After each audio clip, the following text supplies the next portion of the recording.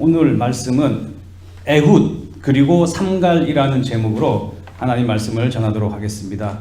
부제는 사람의 특성과 능력을 사용하시는 하나님, 이렇게 해서 하나님 말씀을 전하겠습니다.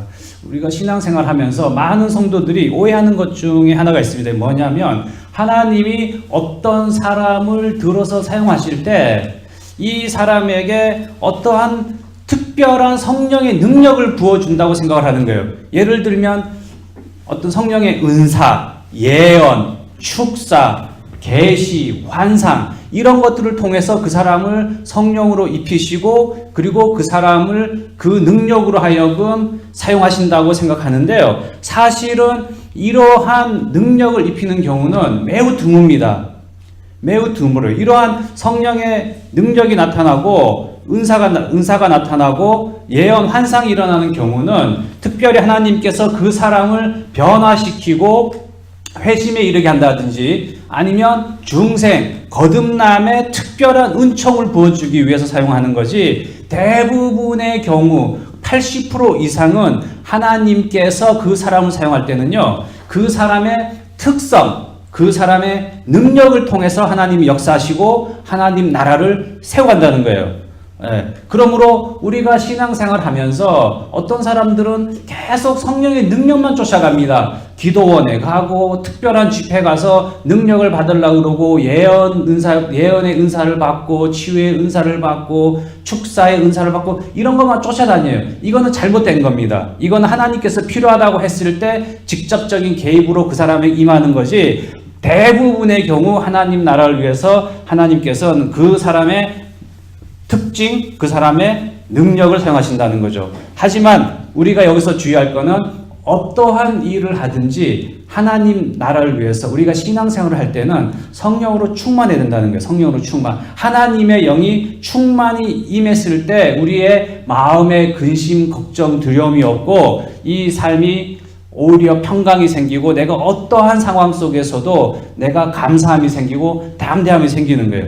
오늘 말씀은 사사기 내용 중에 일부분입니다. 우리가 사사시대, 지난주에 잠깐 우리가 룻기를 살펴보면서 사사시대가 어떤 시대인지 얘기를 했어요. 왕이 없는 시대고 혼란한 시대고 이스라엘이 하나님의 특별한 은총 가운데 가나안 땅에 들어왔지만 가나안 땅에 들어와서도 해야 될 일이 너무 많습니다. 하지만 이스라엘 백성들이 올바르게 하나님의 뜻을 쫓아가지 못하고, 그리고 눈앞에 있는 대적들, 그 가나안 땅에도 대적들이 블레셋이라든지 대적들이 많고 가나안 땅을 둘러싸고 있는 모압이라든지 에돔이라든지 곳곳에 대적들이 있습니다. 내가 하나님의 영으로 충만하지 않을 때는 근심, 걱정, 두려움이 생기고 그들한테 굴복하게 되는 거죠. 그래서 사사기에서 12명의 사사를 통해서 하나님이 이스라엘을 보존을 해온 거예요. 그래서 첫 번째 사사가 온니엘인데요.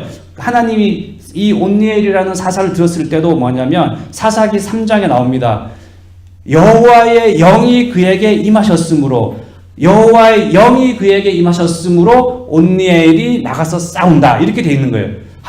무슨 말이냐면 우리가 이 세상을 살고 우리의 대적을 물리치고 그리고 담대하게 강하게 무슨 일을 할 때는 여호와의 영이 임해야 돼요. 성령이 임해야 되는 거죠. 우리가 누가복음 4장에 보면 예수님이 공생애를 시작할 때 첫 번째 하신 말씀이 뭐냐면 주의 영이 내게 임함으로, 이겁니다. 그럼 따라서 우리는 기도할 때, 말씀을 읽을 때 항상 여호와의 영이 내게 임하게 해 주시옵소서, 성령으로 충만케 해 주시옵소서. 이러면 아무리 내가 힘들고 어려운 상황, 사방의 그 대적들로 둘러싸여서도 우리가 전혀 불안할 필요도 없고 근심, 걱정, 두려움이 안 생기는 거죠. 오늘 말씀의 주인공은 에훗과 삼갈입니다. 에훗은 두 번째 사사고 삼갈은 세 번째 사사인데요. 하나님께서 특별히 하나님 나라를 이끌고 보존하실 때 평상시에는 침묵하고 계신 것 같고 인간의 삶에 개입한 것 같지 않아 보여도 하나님 나라가 위태로울 때, 하나님 백성이 부르짖을 때는 꼭 직접적으로 개입하고 특별한 그 은총, 특별한 개입을 하신다는 거예요. 그리고 그 상황에서 사람을 들어 쓴다는 거죠. 그러면 여기서 에훗이라는 사사를 들었을 상황이 어떤 상황이었냐? 이 당시 이스라엘 상황을 보면 하나님의 백성으로서의 그 책임과 하나님 나라를 보존하고 확대시켜야 될 그런 사명을 가지고 있는 이스라엘이 오히려 가나안의 우상을 숭배하고 그리고 여호와의 목전에서 악을 행하는 그런 상황이 발생한 겁니다. 오늘 말씀의 그 내용 중에 그 사사기 3장 12절에 보면 이스라엘 자손이 또 여호와의 목전에 악을 행하니라. 이스라엘 자손이 여호와의 목전에 악을 행함으로 여호와께서 모압 왕 에글론을 강성하게 하사 그들을 대적하게 하시매 이스라엘 자손이 여호와 하나님의 목전에서 노골적으로 악을 행하는 거예요. 우상을 숭배하고 세상을 쫓아가고. 그래서 여호와 하나님이 그 이스라엘을 보존하기 위해서 이들을 징계할 때 어떻게 징계하느냐? 이걸 알아두시면 매우 유익합니다. 하나님께서는 어떤 사람을 징계하고 어떤 사람을 회개시키게 하기 위해서 그 사람을 직접적으로 때릴 때도 있지만 그 사람을 둘러싸고 있는 환경을 강성하게 해가지고 그 대적들이 이스라엘을 치고 회개하지 않는 그 죄인을 치는 경우가 많다는 거예요. 그래서 오늘도 보면 이스라엘 자손들이 있지만 이스라엘 자손을 직접적으로 때리는 것이 아니라 이스라엘 주변 국가, 모압 국가의 모압 왕 에글론을 강성하게 하시는 거예요. 왜냐하면 이 여호와 하나님은 이스라엘의 하나님이 뿐만 아니라 바로 온 우주의 하나님, 온 세상의 하나님이시기 때문에 사단 마귀를 들어서 사용하신다는 거죠. 그러니까 모압 왕 에글론을 강성하게 만드는 거예요. 우리 식으로 표현하면 내가 어떤 죄를 졌습니다. 내가 어떤 회개할 것이 있어요. 그리고 또는 내가 어떤 깨달아야 할 것이 있을 때 나를 치기보다는 내 주변, 내가 상대하는 사람, 상대하는 회사, 상대하는 가게, 이 가게를 강성하게 한다든지 아니면 마음을 굳게 한다든지 그래서 그들로 하여금 나한테 시련이 닥치게 만드는 거죠. 그래서 하나님의 그 징계의 법칙을 보면은 세 가지를 사용합니다. 사단을 사용하고 마귀를 사용하고 환경을 사용하는 거예요. 방금 말씀드린 것처럼 그 사람에게 어떤 깨달음을 주게 하기 위해서 회심하는 역사, 중생의 역사를 주기 위해서 사용하는 방법 중에 하나가 뭐냐면 사단을 사용하는 거예요. 욥기의 욥이 대표적입니다.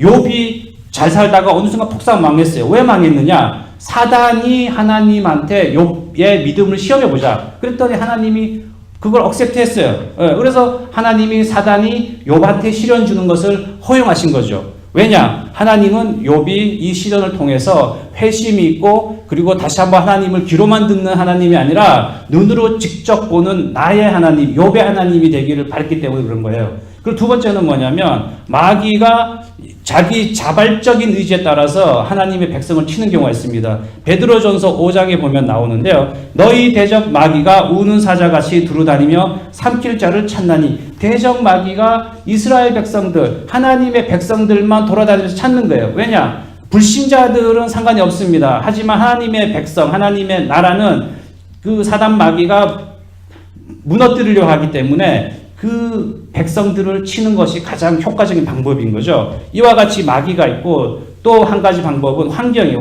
환경을 바꾸는 거예요. 내가 평탄한 환경, 맑은 하늘이었다가 어느 날 갑자기 비가 쏟아지고 폭풍이 몰아치는 거나 환난에 닥치는 거. 오늘 같은 경우가 바로 그겁니다. 이스라엘이 잘 살다가 평안하니까 그 악행을 저지르잖아요. 그랬더니 바로 환경을 바꾸는 거예요. 주변에 있는 국가, 모압 국가를 융성케 해가지고 모압 국가가 이스라엘을 치게 만드는 거죠.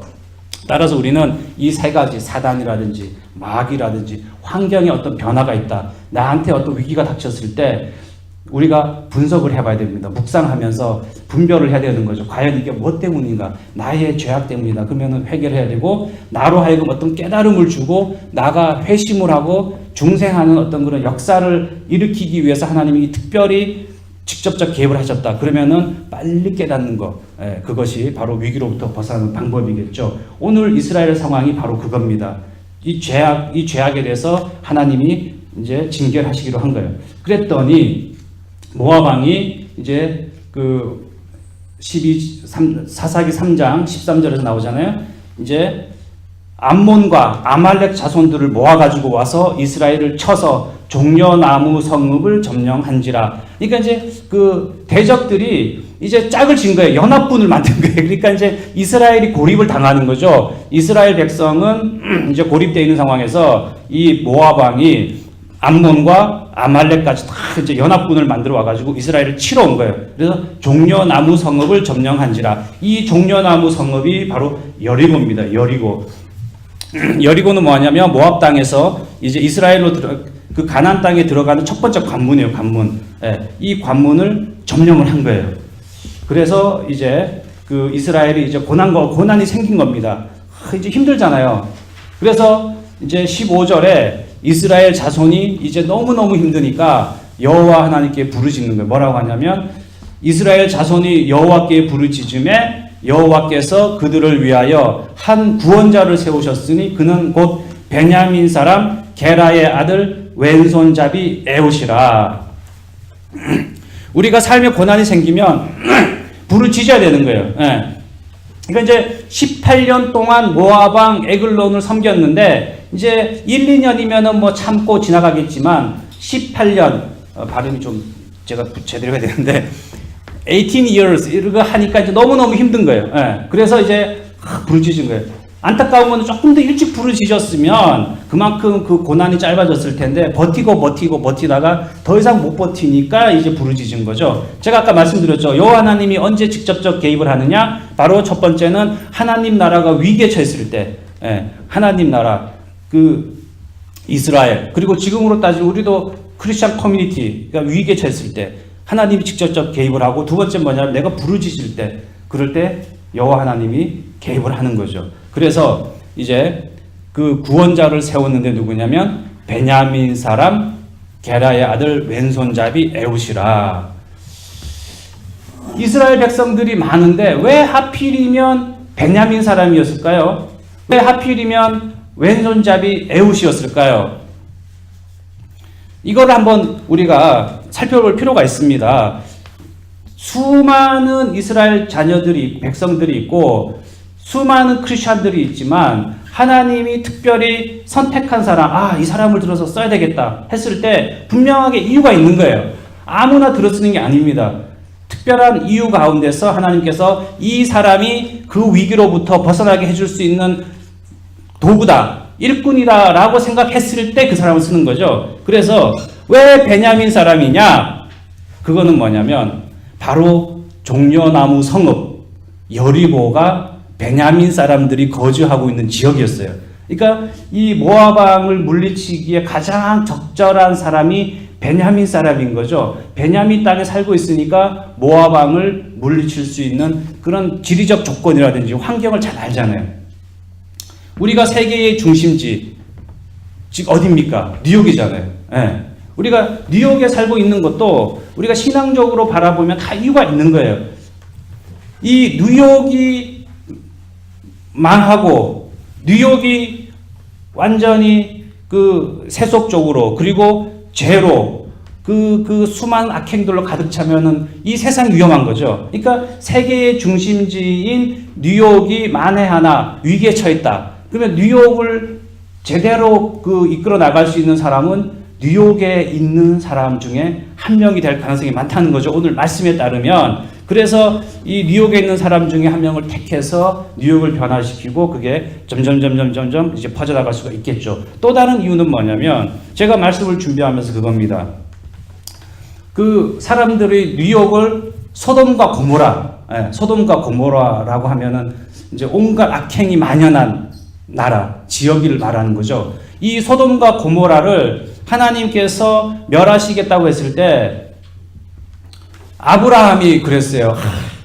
여기에 의인이 50명이라도 있으면은 어떻게 하십니까? 그러니까 의인 때문에 그러면 뉴욕이 아니죠. 소돔과 고모라를 멸하지 않겠다. 그래서 50명 찾았어요. 근데 50명이 없어요. 뭐 40명, 30명, 20명, 10명까지 왔습니다. 그래서 하나님이 뭐라고 했냐면 창세기 18장에 아브라함이 또 이르되 주는 노하지 마옵소서 내가 이번에 더 아뢰리이다. 거기서 10명을 찾으시면 어찌하려 하시나이까 이르시되 내가 10명으로 말미암아 멸하지 아니하리라. 이게 이제 여호와의 말씀인데요. 그러니까 의인이 10명만 있어도 멸망하지 않겠다. 지금 뉴욕의 상황을 보면 그래도 뉴욕에 크리스찬들이 있고 우리가 그래도 하나님의 백성으로 섬기려고 했을 때 우리 세상적인 눈으로 육의 눈으로 봐서는 모르지만 영적인 눈으로 우리가 봤을 때는 그래도 여기 뉴욕에 의인이 있구나. 제가 미국을 생각하면 그런 생각을 많이 듭니다. 미국이 참 그 온갖 죄악과 그 악행이 만연하잖아요. 하지만 그래도 미국이 여전히 그 세계의 리더로서 하나님이 들어 사용하시는 이유가 뭐냐? 그래도 의로운 사람들이 있는 거예요. 예. 그래서 하나님께서 냅두고 있는 게 아닌가라는 생각합니다. 그래서 베냐민 사람 중에 한 명을 택하는데, 그러면 베냐민 사람들이 많은데 왜 왼손잡이 에웃이냐? 이거는 그 말씀을 보면 답이 나와요. 이제 사사기 그 3장 16절에 뭐라고 되어 있냐면, 에웃이 길이가 한 규빗 되는 좌우에 날성칼을 만들어 그의 오른쪽 허벅지 옷 속에 차고 곡물을 모압 왕 에글론에 바쳤는데 에글론은 비둔한 자였더라. 이제 어떤 상황이냐면 하나님이 에웃한테 어떤 마음을 심어주냐면 이제 너가 이스라엘을 구원해야 된다라는 마음을 심어줍니다. 그래서 에웃이 그 당시에 이제 그 모압 국가 모압 왕한테 곡물을 바치는 담당을 했던 사람이에요. 예. 그러니까 이제 자유롭게 왔다 갔다 하잖아요. 근데 이제 에웃이 이제 모압 왕을 죽이려고 하는데 이제 오른쪽 허벅지에다 칼을 찼어요. 오른쪽 허벅지에다 칼을 찼습니다. 그래서 이제 모압 왕을 만나고 싶다 했더니 이제 사람들이 그 모압 국가 모압 사람들이 이 에웃이 왼손잡이인 것을 다 아는 거예요.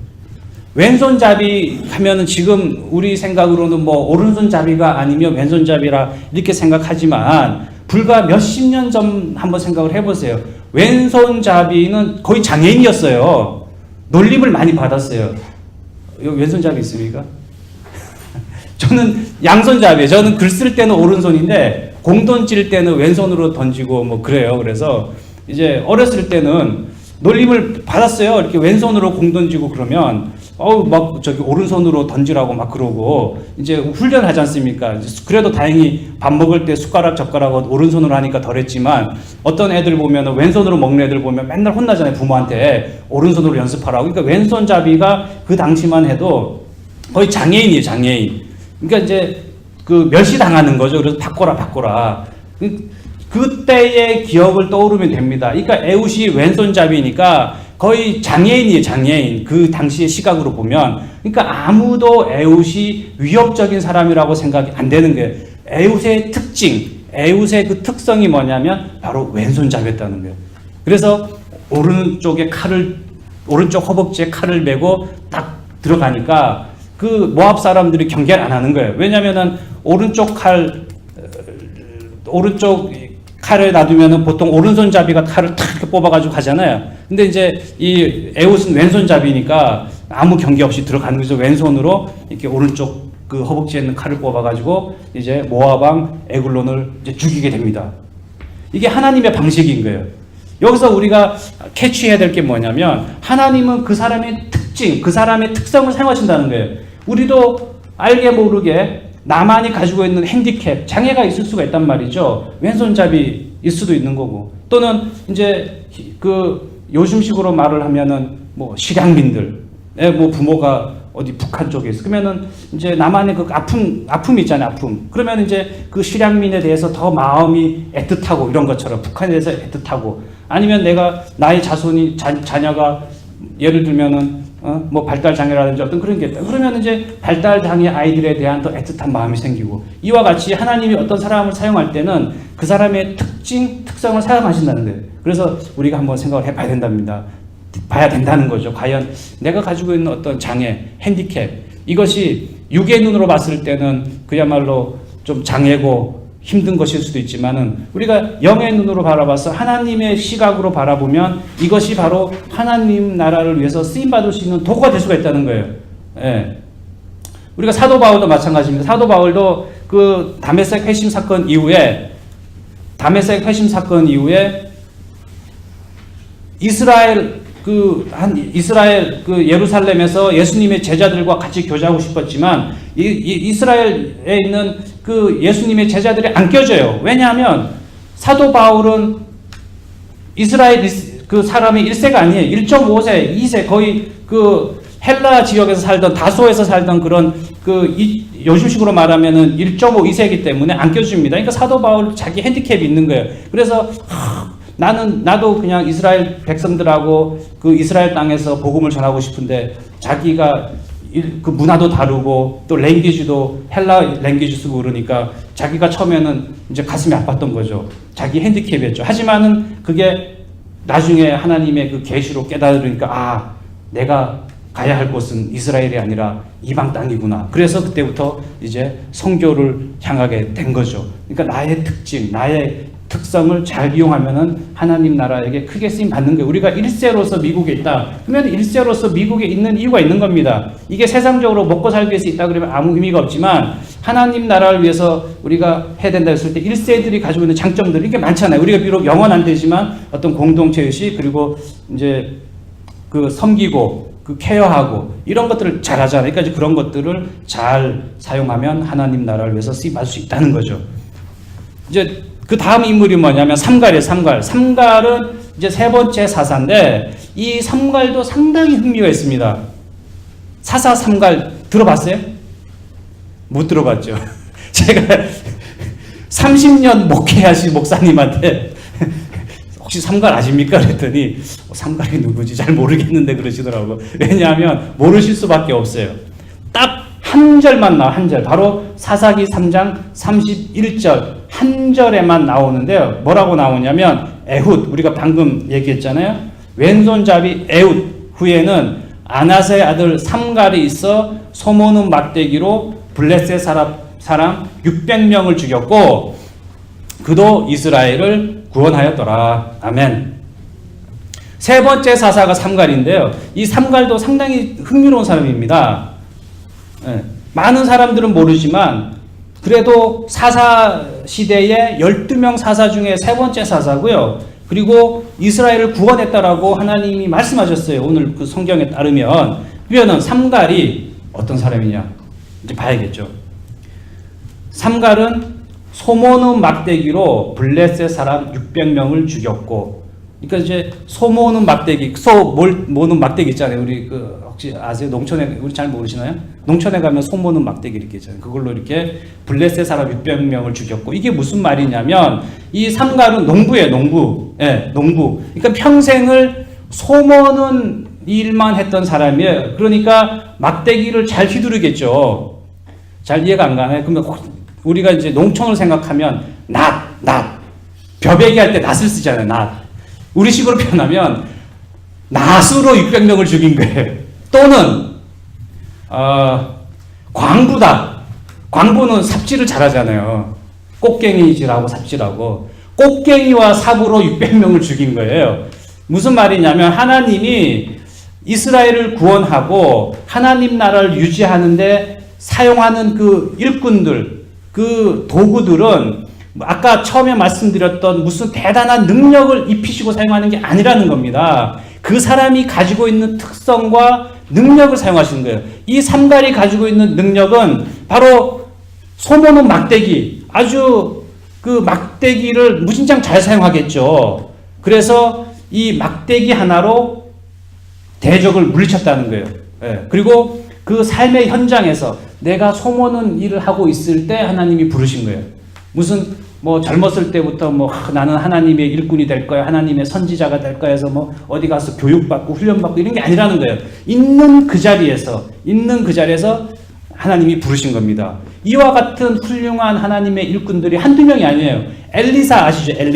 엘리사는 밭을 갈고 있다가 그냥 생업, 농부예요. 그냥 밭을 갈고 있다가 엘리야가 불렀어요.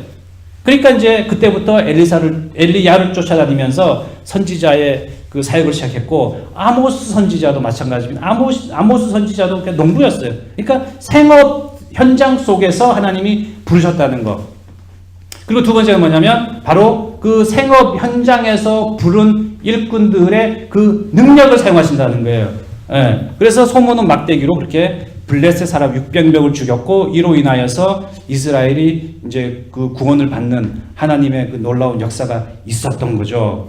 우리도 마찬가지입니다. 우리도 하나님을 믿고 하나님 나라를 세워갈 때 무슨 대단한 능력, 어디 기도원 가가지고 뭐 주여 주여 하고 뭐 어디 산에 가서 뭐 40일 기도하고 이게 아니라는 거예요. 그리고 이렇게 하지 말라는 겁니다. 이거는 나의 그 성령 충만을 위해서는 좋을지 모르지만 내가 어떤 하나님이 능력을 받겠다고 이렇게 나섰다가는요, 잘못하면 이상해져요. 그리고 그것만 쫓아다니면은요, 이건 하나님 나라를 세우는 게 아니라 점점 이상해진다는 거죠. 오늘 말씀에도 나오지 않습니까? 있는 그 자리에서 그 사람의 그 특징과 특성과 능력을 사용하신다는 거. 우리 다윗 왕 잘 아시잖아요. 다윗 왕. 이 다윗 왕이 그 뜨게 된 계기가 뭡니까? 일개 그냥 양치기 소년이었던 다윗 왕이 어느 날 갑자기 스타가 됐어요. 이 스타가 됐던 계기가 뭡니까? 뭐예요? 에? 골리앗이잖아요. 그렇죠? 다윗과 골리앗. 그러니까 다윗이 자기 형들 도시락 주러 갔다가 골리앗을 보고 골리앗을 물리치는데 어떻게 물리쳤느냐? 뭐 손에서 장풍이 나오고 무슨 뭐 대단한 어떤 불이 나오고 이렇게 해가지고 물리친 게 아니에요. 뭐냐면 다윗이 잘하는 거 뭘 잘했겠어요? 돌 던지는 걸 잘했죠. 심심하죠. 우리 기억나세요? 농촌에 사는 사람들이 기억날 겁니다. 낮에 할 일이 없으면 그냥 돌이나 던지고 어디 맞추고 새 지나가면은 새 던져서 맞추고 이런 거 많이 해요.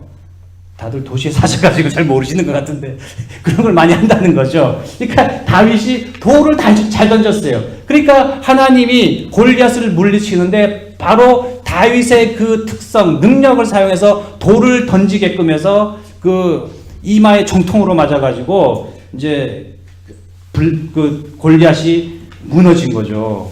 예. 그러므로 하나님은 하나님 나라를 세워갈 때는 바로 가지고 있는 능력을 사용하신다는 거예요. 내가 어떤 능력을 가지고 있나 한번 이렇게 묵상하면서 찾아보시는 것도 좋을 것 같습니다. 그러니까 이제 제가 이 무역 실무 교육 어떻게 될지 모르지만 하는 것도 뭐냐면 내가 그래도 가지고 있는 나의 능력, 여기서 배운 나의 그 지식, 기술, 또 습득한 어떤 그런 것들을 통해서 하나님의 역사가 이어지지 않을까라고 하는 그 생각에 제가 시작을 한 거예요. 그러니까 이제 여러분들도 마찬가지입니다. 각각 자기만의 그 능력이 있어요. 예, 요리를 잘한다든지, 공부를 책 읽는 걸 좋아한다든지, 아니면은 무슨 가르치는 걸 잘한다든지, 섬기는 걸 잘한다든지, 다양한 이런 게 있지 않습니까? 이거를 디벨롭을 시키라는 거예요. 그게 바로 삼갈처럼, 그리고 왼손잡이 에후처럼 이스라엘을 구원하고 하나님 나라를 구원하는 도구로 쓰임 받는다는 겁니다. 이제 그 결론을 내자면 우리가 믿는 하나님은 승리 하나님, 여호와니시 승리 하나님인 거예요. 예. 그러므로 우리가 하나님을 믿고 이 세상 살아갈 때는 근심하고 두려워하지 말라는 거예요. 내가 하나님의 영, 성령으로 충만하면 어떠한 그 대적도, 그 태산같이 높아 보이는 그 대적, 환경도 두렵지가 않다는 겁니다. 예. 여호와의 영, 성령으로 충만하면 충분히 물리칠 수가 있고 우리가 넉넉하게 담대하게 나아갈 수가 있다는 거예요. 그리고 내가 개인의 회심, 개인의 중생을 위해서는 하나님께서 어느 날 직접적 개입을 통해서 놀라운 그 회심의 역사가 일어나는 그런 그 초자연적인 그런 종교적 체험, 신앙의 체험이 있게 하시지만은 우리가 하나님 나라를 세워나갈 때는 그 사람의 특성과 그 능력을 사용하신다는 거예요. 그러므로 내가 가지고 있는 어떤 핸디캡, 왼손잡이, 그 당시만 해도 놀림을 받는 장애였어요. 하지만 그 왼손잡이를 들어서 하나님께서 이스라엘을 구원했습니다. 그러니까 내가 가지고 있는 핸디캡, 내가 가지고 있는 장애, 이거가 하나님을 위해서 쓰임받는 도구가 될 수 있다는 거예요. 그리고 나의 능력, 조그마한 능력이라도 하나님께서 필요하시다고 생각하면 이스라엘을 구원할 수 있는 거예요. 다윗이 그 돌 던지기 하나 가지고 스타가 됐지 않습니까? 그리고 삼갈도 그 소모는 막대기 가지고 600명을 죽였어요. 이러한 일이 자기가 그렇게 계획했던 게 아니에요. 하나님의 때에 하나님이 필요하다고 들어 쓰시니까 그러한 역사를 하는 거죠. 그래서 우리 여러분 모두가 이와 같이 내가 가지고 있는 것들을 사용하고 그래서 하나님의 복을 30배, 60배, 100배의 그런 축복을 받기를 원합니다.